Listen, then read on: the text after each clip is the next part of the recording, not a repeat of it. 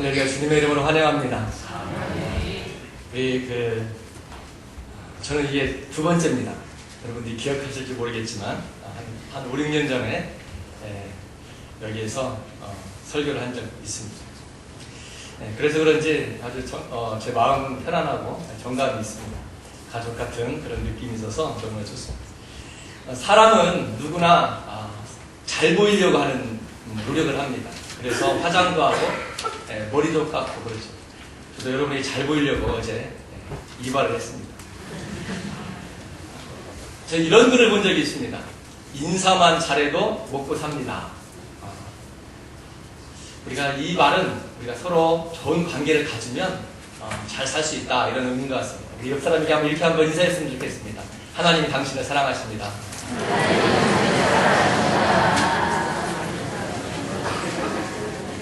이렇게 우리가 하는 이유는 좋은 관계를 갖고 또 좋은 만남을 통해서 서로 간에 잘 지내고 싶은 그러한 바람 때문이 아닌가 생각을 합니다. 이처럼 우리가 사람에게 잘 보이는 것도 참 중요하지만 더 중요한 것은 우리를 창조하신 그 하나님 앞에 우리가 어떻게 보이느냐, 이게 더 중요하지 않나, 이런 생각을 합니다. 칼빈은 이런 이야기를 했습니다. 사람을 알려면 하나님을 알아야 됩니다. 이 말은 사람을 온전히 알려면 하나님의 관점으로 봐야 된다는 것입니다. 그래서 모든 만물이 다 하나님의 관점으로 봐야 된다는 것입니다. 오늘 본문을 통해서 오늘 하나님이 보시기에 어떠할까를 한번 생각해 보려고 합니다. 오늘날 우리에게 주어진 성경 말씀은 히브리식 그 사고를 기초해서 기록한 것이 오늘 성경 말씀입니다. 그래서 우리 성경을 볼 때에 히브리식 사고로 우리가 보면 더 정확하게 해석할 수가 있고 볼 수가 있습니다. 성경의 첫 번째 하나님 말씀이 이렇게 기록됩니다. 창세기 1장 1절에 태초에 하나님이 천지를 창조하십니다. 이렇게 시작을 하죠. 이 말은 너무나 중요한 겁니다. 왜냐하면 창세기 1장 1절은 믿음의 시작이기 때문에 그렇습니다. 이 말씀을 믿지 못하면 그 다음에 기록된 모든 말씀을 믿을 수가 없는 거예요. 해석이 안 되는 것입니다. 그러나 창세기 1장 1절을 믿는다면 그 다음에 모든 것들은 다 풀어지고 해석이 되는 것입니다. 그래서 이 말씀이 중요한 거예요. 태초에 하나님이 천지를 창조하시니라. 이 말씀이 그래서 중요한 것입니다. 오늘 창세기 1장 1절에 이 말씀 가운데 창조하다라는 히브리어 단어가 마라라는 말이에요. 이 마라라는 말은 무슨 말이냐면 무에서 유를 창조하는 것뿐만 아니라 무에서 유를 창조하시고 질서를 세우는 것까지를 의미합니다. 그러니까 창세기 1장 2절에 땅이 혼돈하고 공허하며 흑암이 깊음에 있고 하나님의 성령이 수면 위에 운행하시니라, 이렇게 말씀하셨잖아요. 그러니까 창세기 1장에 천지를 창조하시고 난 다음에 흑암이 깊음에 있고 혼돈스럽고 공허했어요. 그런데 창조는 뭐냐? 그 모든 것들을 질서를 세우는 것까지를 창조라고 얘기합니다. 그래서 오늘 창세기 1장 1절부터 31절까지를 창조다, 이렇게 보면 됩니다. 우리가 이 창조라는 이 마라라는 말이 구약에 만들다, 지어지다 이런 말인데 44회가 등장해요. 근데 이 마라라는 말이 하나님과 짝든 그 단어에서만 사용되는 단어입니다. 다른 단어들이 있어요. 우리가 어떤 것을 사람이 뭘 만들거나 이렇게 할 때는 다른 단어를 써요. 그런데 오직 이 마라라는 창조라는 단어는 하나님과 관계된 그것에만 쓴다는 것입니다. 이 말은 무슨 말이냐면 하나님의 창조는 완벽하고 또 무에서 유를 창조하신 것이고 또 흠이 없다는 것을 얘기하는 것입니다. 하나님께서 6일 창조를 하시면서 첫날부터 여섯째 날까지 각 개체를 만드시면서 이렇게 말씀하셨어요. 하나님 보시기에 좋았더라. 하나님 보시기에 좋았더라. 그러니까 하나님께서 창조하신 이 창조물은 너무나 하나님 보시기에 아름답고 좋은 것입니다. 그래서 이 창조는 바로 하나님께서 만드신 아름다움을 표현하는 것입니다. 특별히 하나님의 창조 사이의 결정은 바로 사람을 만드신 거예요. 이 사람은 하나님께서 마지막 날에 만드셨어요. 이 앞전에 모든 것들을 다 조성하시고 난 다음에 그 다음에 사람을 만드셨어요. 이 말은 무슨 말이냐면 인간은 창조의 꽃이다. 이 말이에요. 뿐만 아니라 욥기에서 하나님께서 욥에게 말씀하신 것처럼 38장 4절에 내가 땅에 기초를 놓을 때 내가 어디 있었는가. 이 창조는요, 하나님께서 먼저 모든 걸 만드시고 사람을 만드신 이유는 그 창조주 하나님 앞에 겸손하라는 거예요. 그래서 다른 피조물보다 사람은 더 다르게 존귀하게 그렇게 만드신 것입니다.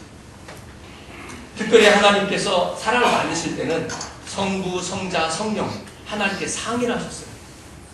그리고 하나님의 형상대로 만드셨어요. 하나님의 형상대로 만들었다는 것은 뭐냐면 하나님의 성품을 닮게 만들었다는 거예요.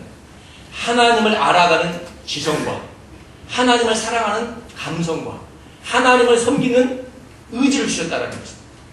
이 말은 무슨 말입니까? 하나님과 교제할 수 있는 대상으로 만들었다. 그래서 하나님은 사람과 만나는 걸 기뻐하시고 하나님과 대화하고 만나는 걸 좋아하십니다. 그래서 하나님께서 예배하는 자를 찾는다고 요한복음 4장 23절에 말씀하고 있는 것입니다. 여러분들이 하나님께 예배하러 나오는 것들 하나님께서 기뻐 받으시는 것을 믿으시기 바랍니다. 아멘. 하나님께 너무너무 기뻐하시고 왜? 사람을 창조할 때 그게 목적이었거든요. 만나고 대화하고 교제하기를 원하셨어요. 다른 피조물들은 그런 특권을 준 적이 없습니다. 그래서 하나님은 피조물 인간을 이처럼 특별한 존재로 만드셨어요. 중국에 있을 때 사회주의가 이렇게 그게 다르실 때 교통사고나 어떤 사고를 당하면 사람의 이 보상금이 형편이 없었습니다. 심지어는 자동차 보상해주는 것보다 더 못했어요. 이거 왜 이러냐 그랬더니 중국은 사람보다 자동차가 적기 때문에 가치가 더 많다는 거예요. 이게 유물론적인 사고입니다. 유물론적인 사고는 사람을 물질로 보는 거예요. 고도에 발달된 물질로 보는 것입니다. 이게 참 중요한 거예요. 사람을 고도에 발달된 물질로 볼 것인가, 하나님의 형상대로 창조하신 그 인격체로 볼 것인가, 이거 매우 중요한 것입니다. 천하보다 귀하다고 하나님은 말씀합니다. 여러분 옆에 있는 우리 성도들 하나님께서 보시기에 정말 아름답고 귀한 존재인 것을 믿으시기 바랍니다. 그래서 하나님께서 이 사람을 존귀하게 여기는 거예요. 그래서 마태복음에 보니까 5장 20절에 뭐라고 말씀합니까? 형제를 나가라는 자, 욕하는 자는 지옥불에 던지자. 이게 경고하잖아요. 얼마나 귀하면 하나님께서 그런 경고를 하시겠어요. 여러분들이 함께 예배하고 함께 교제하는 내 형제, 내 성도 정말 존귀하게 여기시길 여러분 축원합니다. 아멘. 두 번째로는 우리가 하나님 보시기에 심히 좋았다 이렇게 말씀하고 있습니다. 하나님께서 6일 동안 엄청난 작품을 만드셨어요. 개체가 아름답고 빛났습니다. 하나님은 마지막 날에 사람을 창조하신 것은 앞서 만든 모든 것들을 사람에게 선물로 주시게 하는 거예요. 그 선물은 하나님을 영화롭게 하는데 동원된 것입니다. 하나님은 자신이 사람을 위해서 만든 이 모든 것을 보시기에 심히 좋았다 이렇게 되어 있습니다. 하나님께서 지금까지 창조 사역을 수행하면서 보시기에 좋았더라 이것을 5번이나 반복하셨거든요. 근데 여기에서 심히 매우드라는 단어를 써요. 심히 좋았다. 이건 감탄사입니다. 심히 좋았다.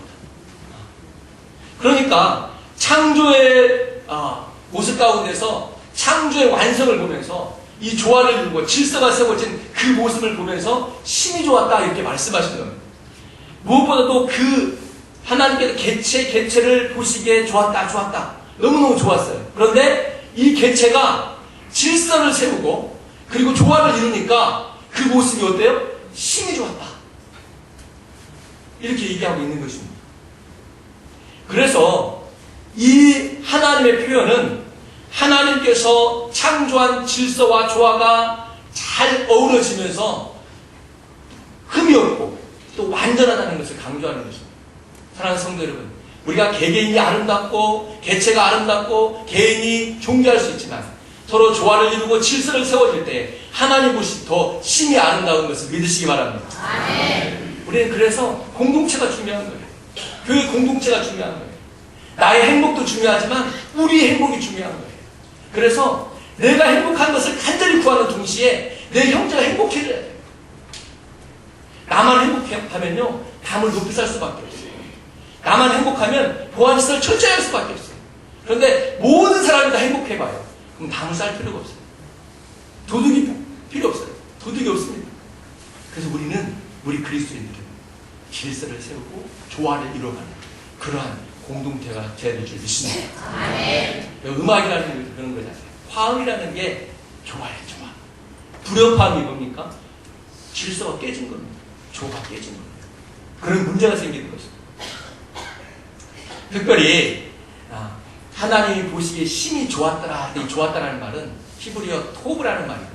이 토브라는 말에는 바로 번영, 좋았다, 선하다, 번영, 복지까지 포함된 겁니다.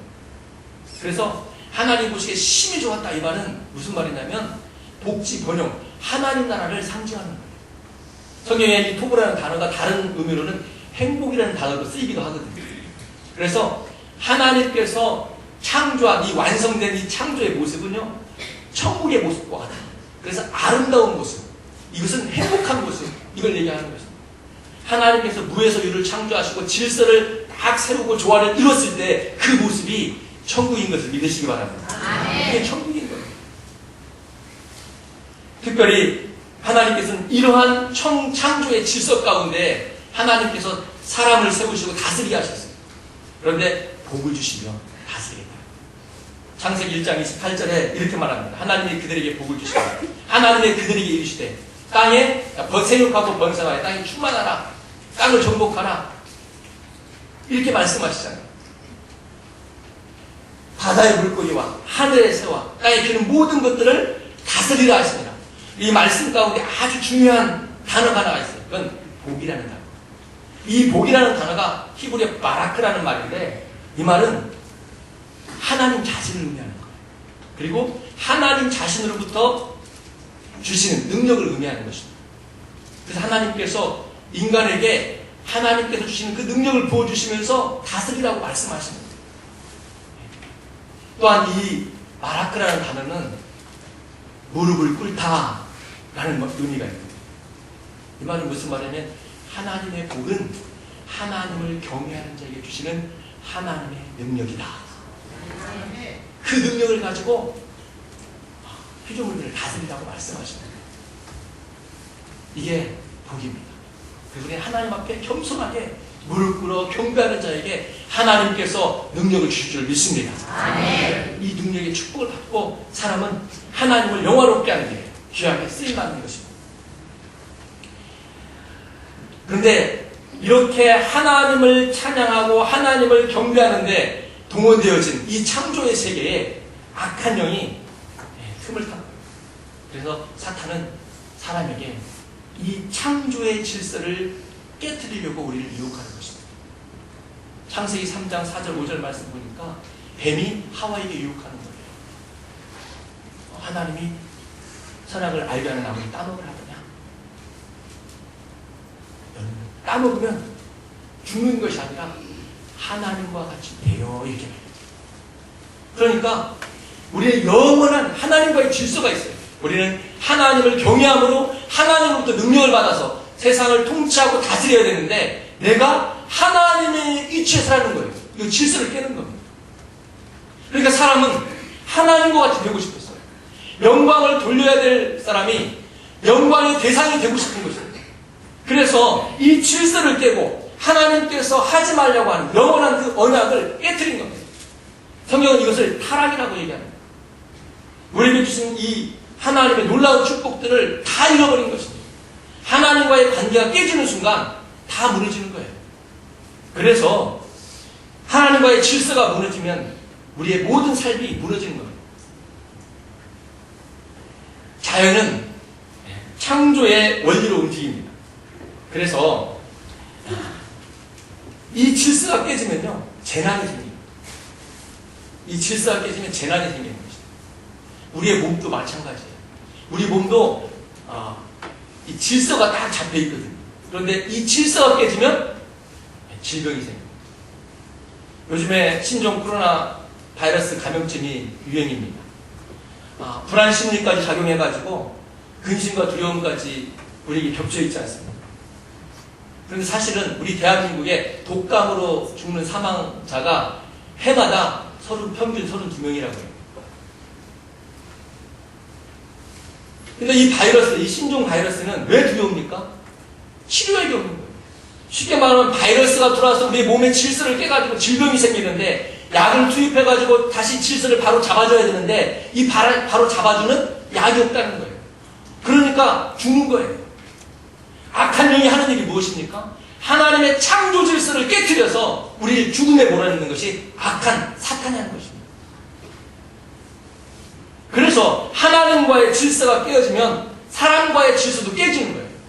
우리가 서로 미워하고 다투는 이유가 뭐냐면 하나님과의 질서가 깨어졌기 때문에. 타락 이후에 아담과 하와에게는 가인과 아벨이라는 아들들이 있었죠. 이 가인과 아벨이 제사 문제 때문에 형 가인이 아벨을 쳐 죽입니다.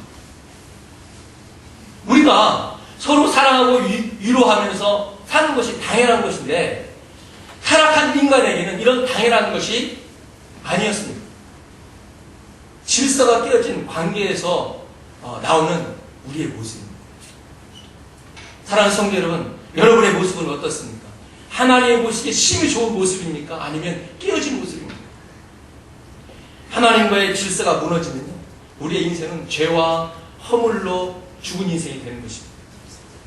우리 마귀의 종로 타고요, 또 뿐만 아니라 하나님의 진노의 대상이었어요. 인생이 얼마나 절망적인 존재인지 모릅니다. 우리는 아픔과 외로움과 이 두려움에 노출되어져 있습니다. 뿐만 아니라 이러한 우리에게 주신 자연 만물, 이 선물이 우리를 얼마나 힘들게 만듭니다. 이 자연 만물이 우리를 복되게 식물을 준 것인데 이것이 우리를 얼마나 힘들게 만듭니다. 우리에게 이러한 끊임없는 싸움이 있습니다. 그럼에도 불구하고 이전의 그 토부, 행복은 맛볼 수가 없는 것이죠. 그런데 마태복음 16장 17절에 예수께서 베드로에게 이렇게 얘기합니다. 내가 복이 있다.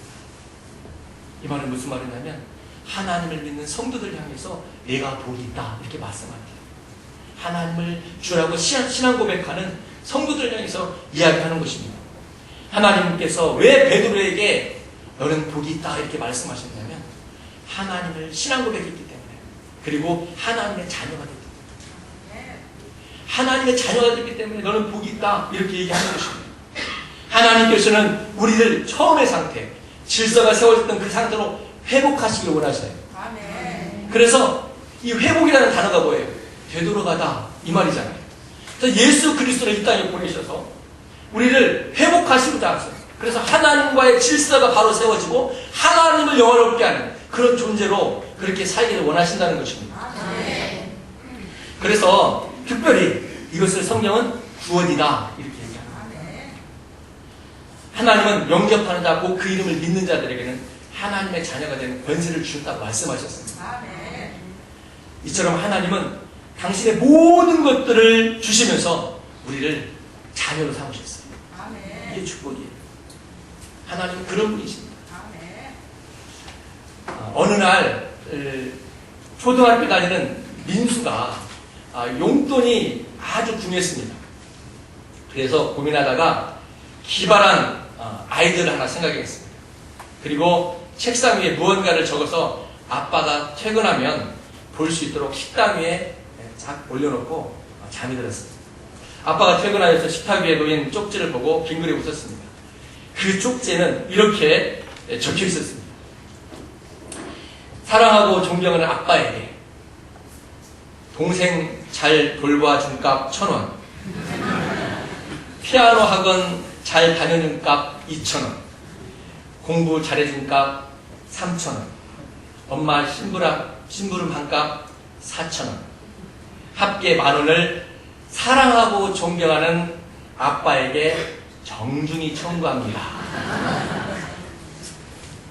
그리고 아빠가 정말 사랑하는 아들 민수가.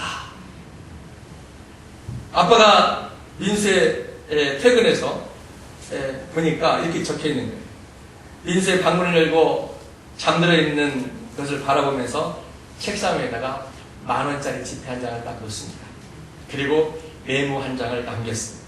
아들 민수가 눈을 뜨자 책상 위에 10,000원짜리가 지폐가 있는 거예요. 아싸! 내 작전이 통했다. 그리고 이제 그 메모를 들고 읽습니다. 사랑하고 존경하는 아들 민수에게 밥 먹여준 값 10만원, 옷 입혀준 값 20만원, 병원 치료해준 값 30만원, 집에서 재워준 값 40만원, 합 100만원을 사랑하고 존경하는 아들에게 정중히 청구합니다. 민수가 정말 사랑하는 아빠가. 그런데 그 밑에 PS가 있었어요. PS. 그러나 아빠는 민수를 너무 사랑하니까 이 모든 것 공짜. 우리는 끊임없이 자신의 욕망을 위해서 헛된 신을 따라가지만 우리 하나님은 끊임없이 우리의 아버지의 위치에 서고자 하십니다. 아멘. 누가 복 있는 사람입니까? 바로 하나님의 자녀가 되는 성도가 복 있는 사람입니다. 아멘. 그러려면 하나님의 자녀는 신앙 고백이 분명한 사람입니다.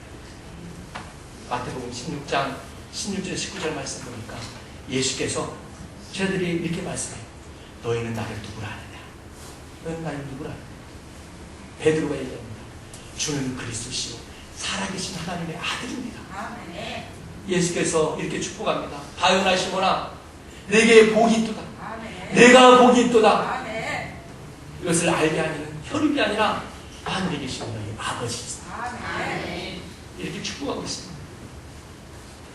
우리는 예수 그리스도를 주로 고백하는 분명한 신앙 고백을 가진 복된 성도가 되기를 주님으로 축원합니다. 아멘.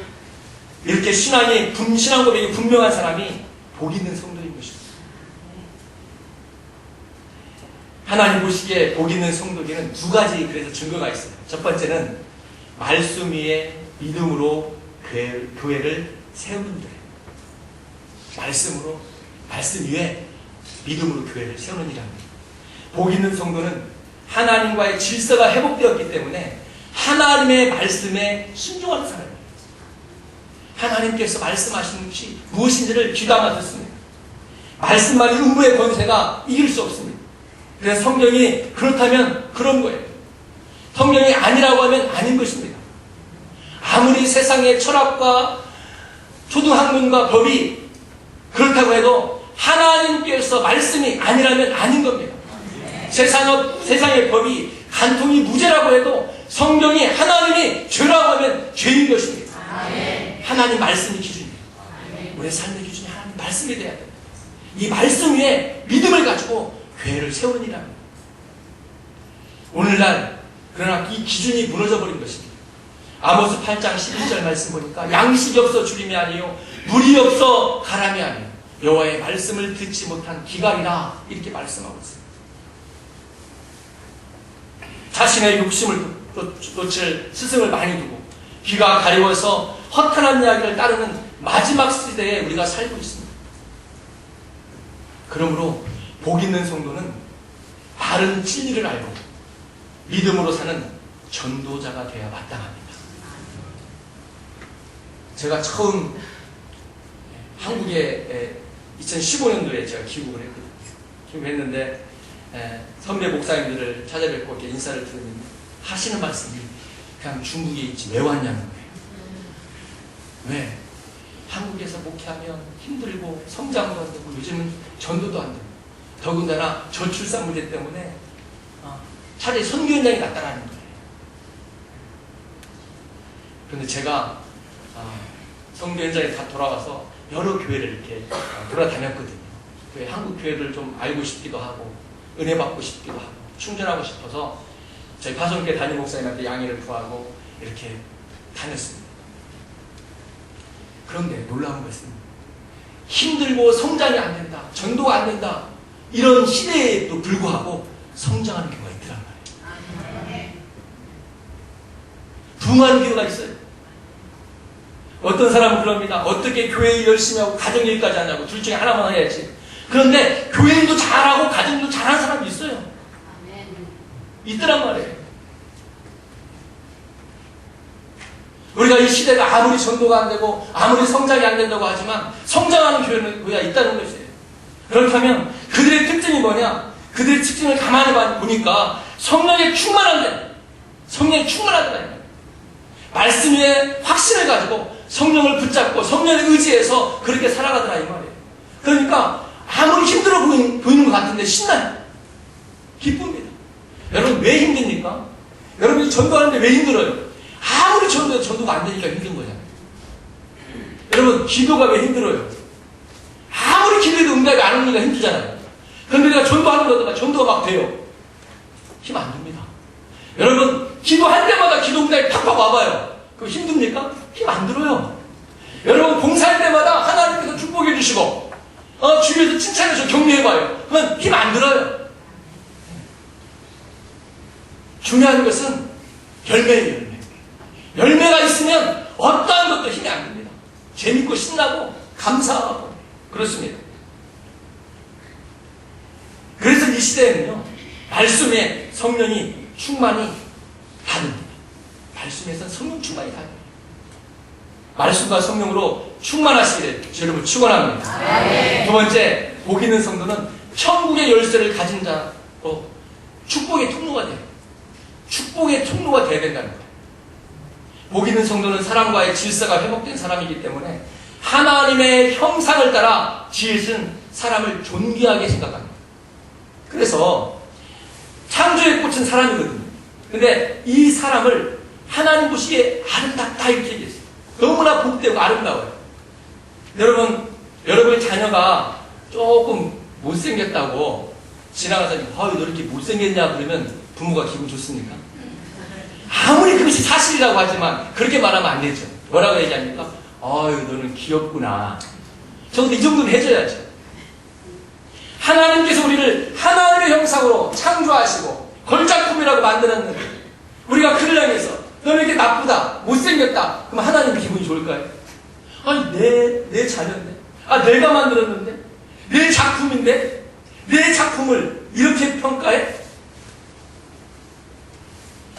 복 있는 성도는 하나님의 형상으로 만든 내 형제, 내 이웃을요 하나님의 모습으로 보는 거예요. 여러분의 옆사람이 하나님의 모습이 보여지기를 주님 축원합니다. 하나님의 눈으로 보고 하나님의 모습이 보여지면요, 그를 존귀하게 대할 수밖에 없어요. 얼마나 존귀합니까? 잠언서 16장 7절 말씀해 보니까 사람의 행위가 여호와를 기쁘시게 하면 그 사람의 원수라도 더불어 화목케 하신다고 했어요. 하나님을 기쁘시게 하면 그 원수, 화목하기 쉽지 않잖아요. 그런데 그것까지 하나님 역사하신다는 거예요. 마지막 아담 예수께서는 살려주는 영으로 오셨다 이렇게 말씀했습니다. 살려주는 거예요. 복 있는 성도는요, 사람을 살려주는 거예요. 그 사람을 만나면 살아나요. 근데 어떤 사람 만나면 만나고 싶지가 않아. 피곤해. 그래서 저기서 누구 온다고 피해. 여러분 자꾸 김 집사님, 박 집사님 막 찾아오면요, 내가 복 있는 성도구나. 그래. 저 사람 맨날 나한테만 와. 그게 아니에요. 복 있는 성도는요, 사람이 붙어요. 그걸 인복이라고 해요. 왜? 그 사람 만나면 마음이 위로가 돼. 그 사람 만나면 내가 힘을 얻어. 그 사람 만나면 내가 용기가 생겨. 그 사람 만나면 내가 정말 교회 나가고 싶어. 그 사람 만나면 내가 행복해져. 사랑하는 우리 동산교회 성도 여러분, 여러분을 만나면 모든 사람들이 행복해지기를 주 여러분 축원합니다. 이게 바로 복 있는 사람들의 증거예요. 그래서 우리는 많은 사람들에게 복을 주는 사람이에요. 왜? 우리는 천국 열쇠를 가진 자거든요. 문제를 해결해 주는 사람이에요. 무엇보다도 우리의 영혼에 대한 답을 줄 수 있는 사람이 바로 우리입니다. 우리를 만나면 저들의 인생의 문제가 풀리고 죄의 문제가 해결되고 저들의 인생의 길이 밝히 보여지고 이런 역사가 일어날 때 우리 동산교회가 이 흑암 가운데 있는 이 시대 가운데 마지막 때에 하나님 앞에 귀하게 쓰임받는 복된 교회가 될 줄 믿습니다. 같이 한번 기도하겠습니다. 살아계신 하나님 아버지 감사합니다. 하나님, 우리 연약하고 보잘것없지만 하나님께서 성도가 복이 있다고 말씀해 주셨습니다. 하나님, 이 믿음을 가지고 담대히 성령 충만하게 승리할 수 있는 사랑하는 동산교회 성도들이 되게 도와 주시옵소서. 감사하며 예수님의 이름으로 간절히 기도드렸사옵나이다. 아멘.